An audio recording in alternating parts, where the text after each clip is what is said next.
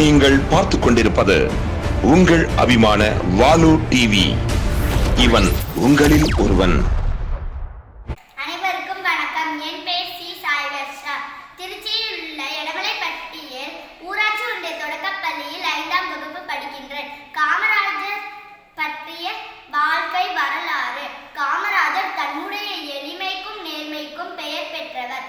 மக்கள் இவரை படிக்காத மேதை, தென்னாட்டு காந்தி, கர்ம வீரர் என்று அன்புடன் அழைத்தனர்.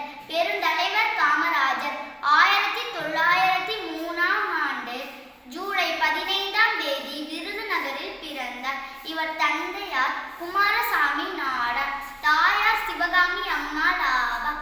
தந்தை இறந்ததால் பள்ளி படிப்பை 6ஆம் வகுப்போடு நிறுத்தி கொண்டார். பின்னர் வேறு கடையில் வேலைக்கு சேர்ந்து அங்கிருக்கும் போது நாளிதழ்கள் படித்து நம் தேச தலைவர்களின் பேச்சை கேட்டு சுதந்திர போராட்டத்தில் ஆர்வம் காட்டினார். தமிழகத்தின் முதல்வராக காமராஜர் செய்த பணிகள் அளவற்றவை. மூடிய பல பள்ளிக்கூடங்களை திறந்தார். மேலும் பல பள்ளிக்கூடங்களை கட்டினார். இதனால் பள்ளிகளின் எண்ணிக்கை 27,000 ஆனது. 676 படித்த வேலை வாய்ப்பற்ற இளைஞர்களுக்கு பணி வழங்கப்பட்டன.